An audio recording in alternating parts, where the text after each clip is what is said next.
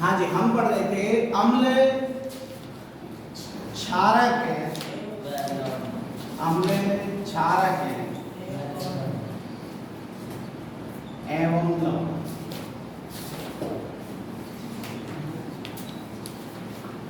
देखिए अब हमने अम्ल की जो बात थी वो हमारी पूरी हो गई। अब हम देखते हैं क्षार की बात या क्षारक है। सबसे पहले क्षारक किसे कहते हैं ये बात भी पता होनी चाहिए। तो देखिए सभी क्षारक जल में घुलनशील नहीं होते, सभी क्षारक जल में घुलनशील नहीं होते। जो क्षारक जल में घुलनशील होते हैं, जो क्षारक जल में घुलनशील होते हैं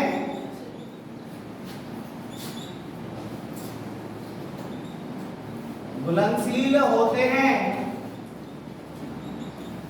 उनको हम क्षार कहते हैं। उनको हम क्या कह देते हैं? क्षार कहते हैं। देखिए क्षार और क्षारक में थोड़ा सा अंतर है। सभी क्षारक जल में घुलनशील नहीं होते, लेकिन जो क्षारक जल में घुलनशील हो गया उसको हम क्या कहेंगे? क्षार। क्या कहेंगे? क्षार। अब देखिए जो क्षारक है उसके उदाहरण हैं।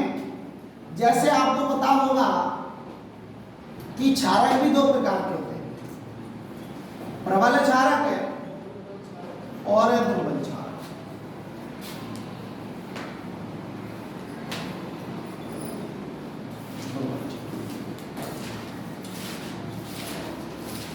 अब देखिए सबसे पहले क्षारक होते क्या हैं ये समझिए।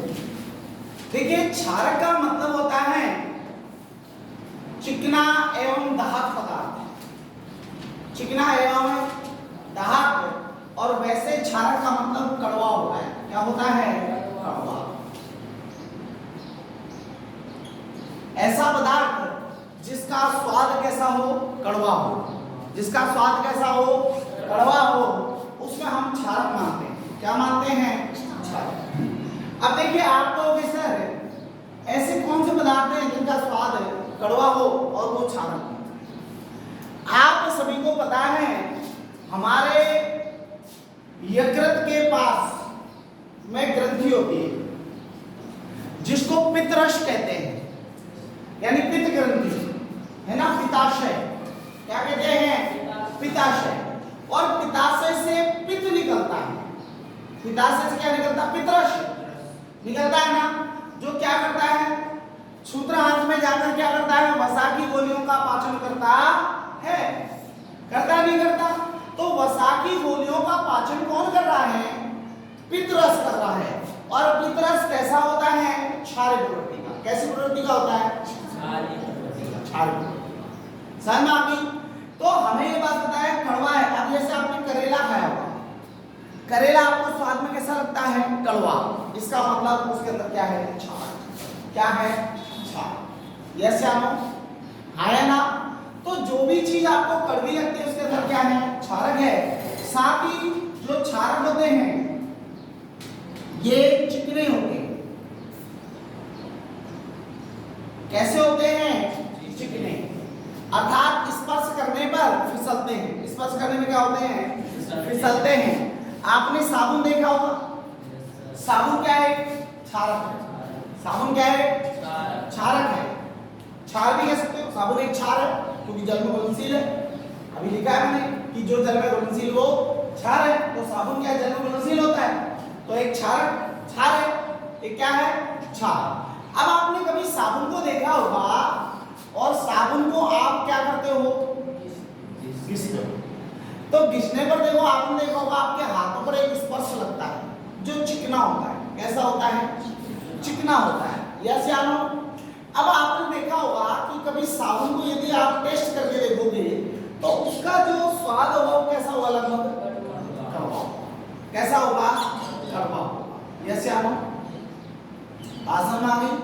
तो कहने का मतलब है चिकने होते हैं और दाहक होते हैं। कैसे होते हैं? दाहक। दाहक का मतलब होता है अगर हम इनके के स्पर्श में ज्यादा देर तक रहें तो ये हमारे को क्या कराने लगते हैं, हमारी चमड़ी पर जलन उत्पन्न करते हैं। क्या उत्पन्न करते हैं? जलन। क्या उत्पन्न करते हैं? जलन। यस या नो? तो दाहक के रूप में भी काम होता है। अब देखो दाहक के रूप में कैसे काम करते हैं, आपने देखा होगा कई बार गाय भैंसों की सींग बनाए जाते हैं, अर्थात उनकी सींग उत्पन्न न हो तो बचपन में देखो एक गोली उसके सींगों के ऊपर घिस दी जाती है, ना। वो गोली किसकी होती है? सोडियम की होती है, सोडियम हाइड्रोक्साइड। तो देखो ये क्षार है, ये क्या है? क्षार है। ये दाहक है और दाहक होने के कारण वो चमड़ी जल जाती है और जलने के बाद वहां पर क्या होते हैं, जानवरों की सींग नहीं आती। तो दाहक है इसलिए। और अपने आप को भी देखा भी होगा, हमारे घर में जो माताएं हैं, बहनें हैं, जो कपड़े धोती हैं, कपड़े धोने के बाद आपने देखा होगा जब कपड़े धोते हैं, लॉन्ग टाइम तक कपड़े धोते हैं तो उनकी अंगुलियां देखो कुछ फूली सी और कुछ पिचकी सी महसूस होती नहीं होती है ना? जैसी अंगुलियां हमारी ऐसी अंगुलियां नहीं होती। कुछ देर तक कैसी होती है? बहुत ही मुलायम हो जाती हैं। और कैसी हो जाती हैं? एकदम अलग तरीके से हो जाती हैं। वो रीजन क्या है? रीजन यही है कि वो क्षारक के संपर्क में आकर क्या हो जाता है, दाहक सोडे की वजह से उनकी जो अंगुलियां हैं, है ना, जो कोशिकाएं हैं, वो हल्की सी क्या हो जाती, फूल जाती है। तो ये हमारे क्षारक की बात आ गई। तो जो क्षारक जल में घुलनशील होते हैं वो क्षार कहलाते हैं। अब देखिए, प्रबल आपसे ज्यादा पूछा जाता है कि प्रबल क्षारक कौन से होते हैं और दुर्बल क्षारक। प्रबल के बारे में ज्यादा पूछा जाता है। तो प्रबल क्षारकों में यदि हम बात करें तो सबसे पहले जो प्रबल क्षारक है वो पोटेशियम हाइड्रोक्साइड। कौन सा है? Potassium hydroxide. और दूसरा जो क्षारक है का वो है सोडियम हाइड्रोक्साइड। कौन है? Sodium hydroxide. ठीक है, तो पहले वाला आपको पता लग गया। पहले वाला प्रबल क्षारक कौन सा है? Potassium hydroxide. Potassium hydroxide. और दूसरे वाला जो क्षारक है वो है सोडियम हाइड्रोक्साइड।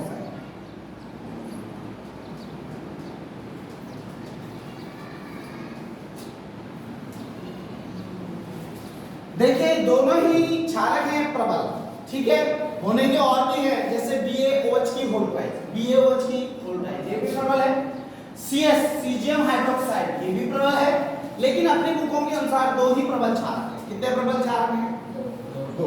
और बाकी जितने भी हैं वो सब क्या हैं? दुर्बल माने जाते हैं। क्या माने जाते हैं? दुर्बल। क्योंकि BaOH और CHOH के अपने पास कोई बात होती ही नहीं है। ठीक है ना? हालांकि अगर कभी पूछे तो आप बोल सकते हो कि जो आपका बेरियम हाइड्रोक्साइड है और सीजियम हाइड्रोक्साइड है प्रबल क्षारक होते हैं। कंप्लीट। चलिए, अब दुर्बल क्षारकों की बात मैंने आपको कही थी कि दुर्बल क्षारक में वो सभी क्षारक आ जाएंगे जो अपने पास। अब दुर्बल क्षारक में कौन कौन से?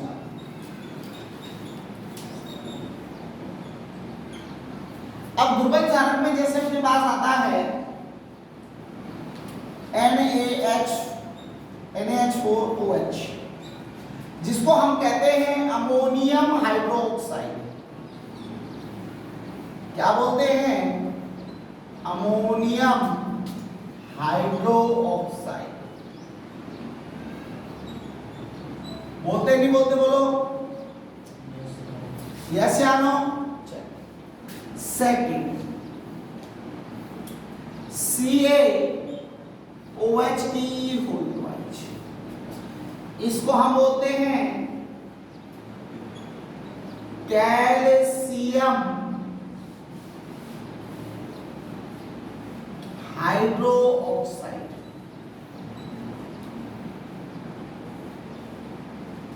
Calcium hydroxide. ठीक है, तो अपने पास जितने भी हैं और भी हैं वो अपने पास क्या है? सभी दुर्बल। ठीक है, प्रबल अपने को कितने देंगे? केवल है 2। और बाकी सब किसकी श्रेणी में है? दुर्बल। ठीक है ना? यस या नो? बात समझ आ गई होगी। चलिए आगे बढ़ते हैं। देखिए क्षार का लिटमस पर क्या प्रभाव होता है? क्षार का लिटमस पर क्या प्रभाव होता?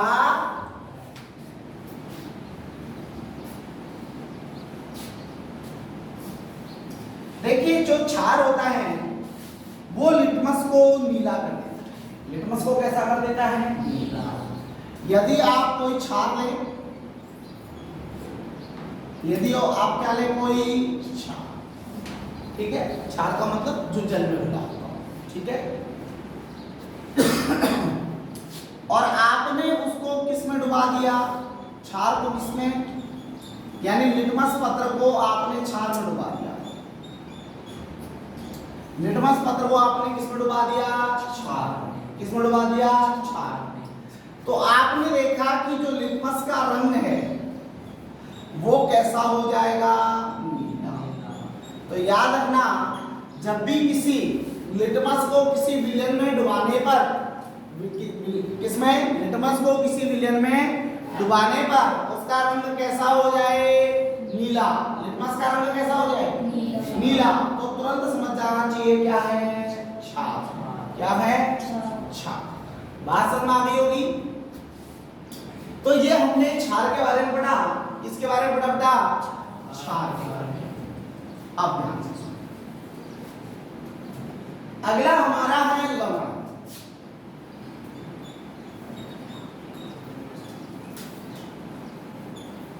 देखिए अभी हम एक बेसिक नॉलेज के लिए पढ़ा रहे हैं जिससे आपको इसका फंडामेंटल पता लग जाएगा, ठीक है ना, कि कौन कौन से क्षार प्रबल होते हैं, कौन से प्रबल अम्ल होते हैं, दुर्बल अम्ल कौन से होते हैं, ठीक है। हाँ, तो लवण किसे कहते हैं? सबसे पहली बात तो आती है लवण बनते कैसे? तो देखो बेटा, लवण बनते हैं अम्ल और क्षार से। किससे बनते हैं? अम्ल और क्षार से। अगर हम अम्ल की क्रिया क्षारक के साथ करवा दें, किसके संग करवा दें? क्षारक के साथ, तो अम्ल की क्रिया क्षारक से करवाने पर एक लवण बनता है। क्या बनता है? लवण प्लस जल बनता है। लवण प्लस क्या बनता है? जल बनता है। तो ध्यान से सुनिएगा जरा, अम्ल को क्षारक के साथ क्रिया करते हैं तो लवण और जल बनता है। अब शर्त ये होती कि सर कि अम्ल कैसा होना चाहिए और क्षारक कैसा होना चाहिए। चलिए, तो हम यहाँ बात करते हैं पहला पॉइंट। अब हमें ये तो पता लग गया कि लवण बनते कैसे हैं, कि अम्लों की क्रिया क्षार से करा देने पर, क्षारक से कराने पर लवण एवं जल बनते हैं, ये तो हमें पता लग गया। लेकिन बनते कैसे हैं? अब लवण होते कितने प्रकार के हैं? 3 प्रकार। कितने प्रकार के? 3। लवण में पहला प्रकार होता है, मान के चलिए, अम्लीय लवण। कौन सा लवण है? क्योंकि लवण को एक प्रकार का नहीं होता, 3 प्रकार का होता है। कितने प्रकार का होता है? दूसरा होता है क्षारीय लवण। कौन सा? क्षारकीय लवण। कौन सा लवण होगा? और तीसरा लवण होता है उदासीन लवण। कौन सा लवण होता है? उदासीन लवण।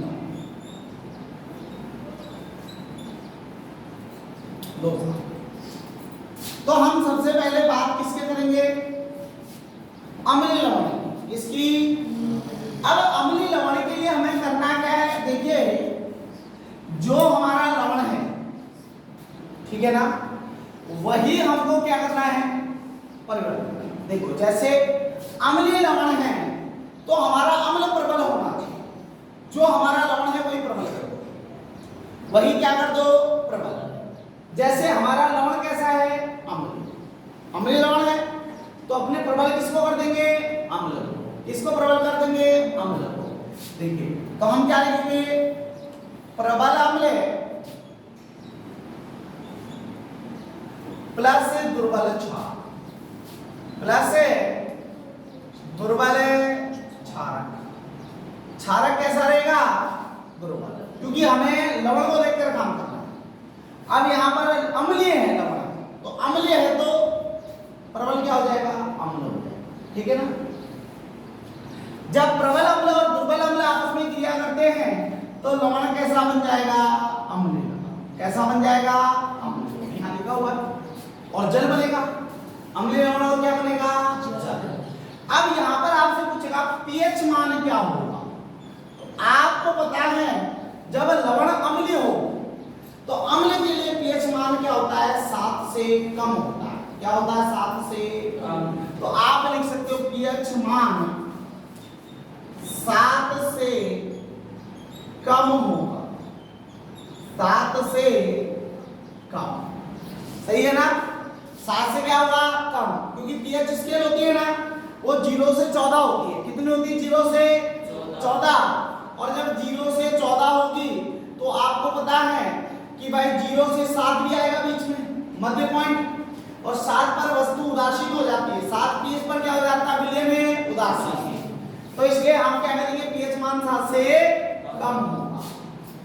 अगली बात चलते हैं क्षारकीय लवण की बात।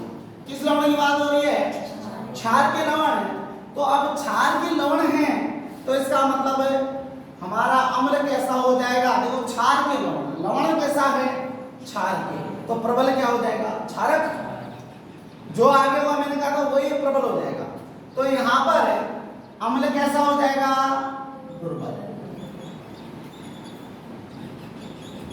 और क्षारकीय प्रबल क्या हो जाएगा? क्षारक। प्रबल क्या हो जाएगा? लवण कैसा हो गया? क्षारीय। अरे क्षारीय हुआ नहीं हुआ? देखो मैंने क्या कहा था, प्रबल अगर है, प्रबल क्षारक है तो लवण भी कैसा होगा? क्षारकीय। और क्षारकीय होगा तो पीएच मान क्या होगा? सदैव 7 से ज्यादा या 7 से अधिक। 7 से अधिक। अब उदासीन, अब उदासीन का मतलब न तो अम्ल प्रबल होगा और ना ही, तो इसका मतलब दुर्बल अम्ल दुर्बल क्षार या प्रबल अम्ल प्रबल क्षार। तो हम यहां पर अगर लिखते हैं प्रबल अम्ल प्लस प्रबल क्षार, प्लस प्रबल क्षारक। अब देखो दोनों ही प्रबल हो गए ना, दोनों ही प्रबल हो गए तो हम विलयन कैसा हो गया? उदासीन। कैसा हो गया? तो इसका मतलब पीएच मान कितना हो गया? पीएच मान 7 के बराबर। 7 के बराबर। तो यानी पीएच मान कितना हो जाएगा? 7। पीएच मान क्या हो जाएगा? 7। तो देखिए लवण के बारे में आपने जो पढ़ा, तो लवण में आपने देखो अम्ल प्लस क्षारक, लवण प्लस जल, ठीक है ना? अम्लीय लवण, तो अम्लीय लवण किससे बने हुए हैं? प्रबल अम्ल और दुर्बल क्षार। बस आप ये देख लो आगे कौन सा लवण है? अम्ल, अम्लीय लवण। तो यानी उसी को आप क्या कर दो? प्रबल कर दो। अम्ल प्रबल हो गया और दूसरा वाला क्या हो गया? क्षार दुर्बल। अब यहां पर आपने देखा क्षार के लवण। अब जब क्षार के लवण देखा तो इसका मतलब है क्षारक प्रबल होगा, तो अम्ल कैसा हो जाएगा? दुर्बल। अम्ल दुर्बल हो गया और क्षारक कैसा हो गया? प्रबल। उसके बाद आती है उदासीन लवण। किसकी बात आती है? उदासीन लवण। तो उदासीन लवण में आप देख रहे हैं कि यहाँ पर प्रबल अम्ल और प्रबल क्षार, जब दोनों ही चीज क्या हो जाए? प्रबल हो जाए। दोनों ही चीज क्या हो जाए? प्रबल हो जाए, तो प्रभाव क्या होगा? उदासीन। क्या होगा? उदासीन। तो पीएच मान भी मैंने आपको साथ के साथ लिख दिए, और पीएच मान में मैंने आपको बता ही दिया पीएच मान पीएच स्केल से क्या होता है, और पीएच स्केल 0 से लेकर 14 तक होता है। 0 पर सबसे अधिक, 0 पर सबसे अधिक मान होता है अम्ल का। अगर किसी अम्ल का मान पीएच मान 0 है तो वह सर्वाधिक अम्लीय है। क्या है? सर्वाधिक है, अम्लीय है। और यदि पीएच मान कितना आ जाए? 14, तो वह सर्वाधिक क्षारकीय है। वह सर्वाधिक क्षारकीय है। अगर पीएच मान आ जाए 7 तो समझ लेना वह कैसा है? उदासीन है। पीएच मान 7 आते ही समझ जाना सभी उदासीन होते हैं। वर्षा के जल का मान भी कितना होता है? 7, अर्थात पीएच मान होता है 7। तो अर्थात वो भी क्या है? उदासीन है। वह भी क्या है? उदासीन